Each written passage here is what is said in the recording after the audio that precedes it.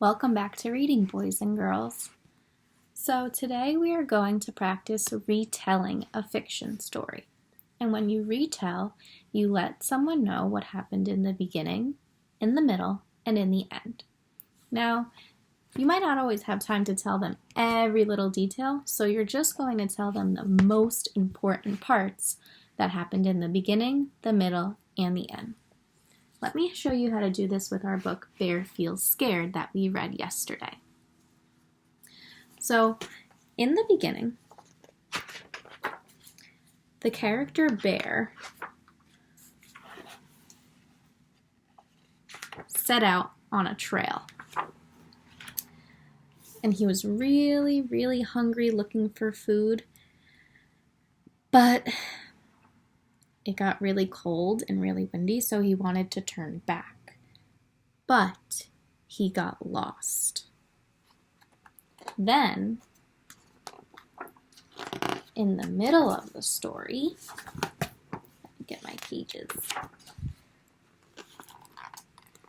His animal friends realized that Bear had been gone for a long time, and they started to worry about their friend Bear. So they decided that they were going to set out and search for him. Then, it took them a little while, but the birds flying in the sky saw Bear underneath this tree in the branches. So finally, the friends found their scared friend Bear. And since they were so worried about him, they calmed Bear down altogether, and Bear felt safe at the end. So if you noticed, I didn't go to every single page and tell you every single detail that happened in the story. I only told you the most important parts that happened in the beginning, the middle, and the end. So today I'm going to read you this book, Never Let a Unicorn Scribble. And we're going, at the end, you're going to be able to retell what happened in the beginning, the middle, and the end of the story. Never Let a Unicorn Scribble. Written and illustrated by Diane Alber.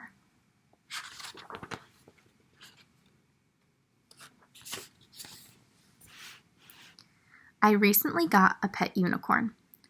I know, it's hard to believe, but it's true.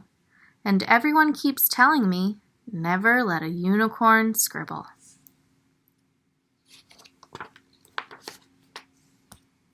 Why would anyone say such a thing? I mean, unicorns can run on rainbows, so why can't they scribble? I thought if I gave her just one crayon, what could go wrong?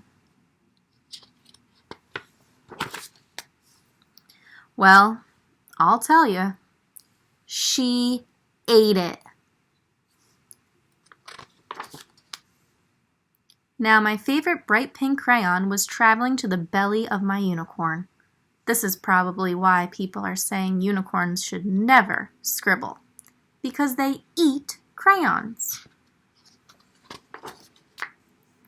Then it occurred to me, maybe unicorns don't know how to use crayons. So I gathered all my crayons and started to scribble. I made a blue scribble, a pink scribble, a yellow scribble, and even a crazy scribble. Now that she could see how crayons worked, I thought I would give her another chance to scribble. I took out a teal crayon and placed it right in front of her. And she ate half of it. Listen to me, unicorn. We do not eat crayons. We draw with them. But then I realized a unicorn couldn't hold a crayon like I could. Maybe that was why she was eating them.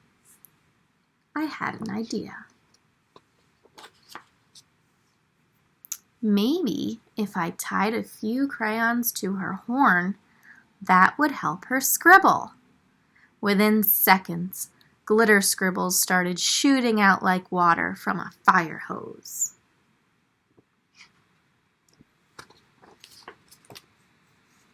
Sparkling rainbow scribbles were everywhere. They were on the floor, on the ceiling, on the walls. They were even on my lamp. I've been begging my mom to redecorate my room for a while now, but I don't think this is what she had in mind. Then I heard a noise down the hall. This was it. I was going to be in so much trouble. I popped out of my room and blocked the door. Before my mom could say anything, I started to explain the mess she was about to see.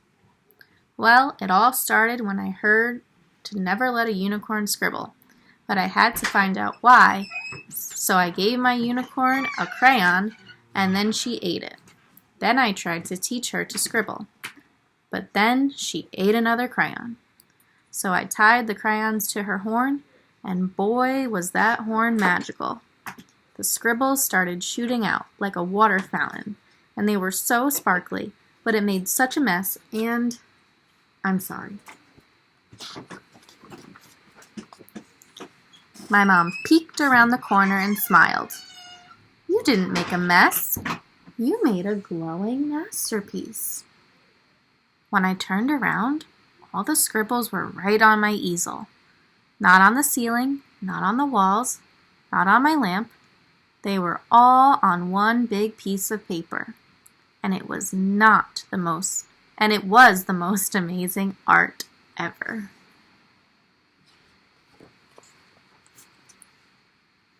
All this time, people wanted to stop unicorns from scribbling. It could be because they eat crayons, or because it's so messy. But if my unicorn had never scribbled, she would have never learned how to make this masterpiece.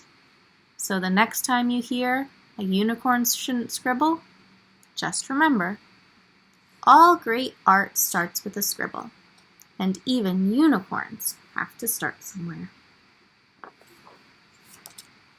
The end. So remember, boys and girls, now you're going to retell this story with what happened in the beginning, the middle, and the end. And remember, you only have to tell us the most important parts. See you later.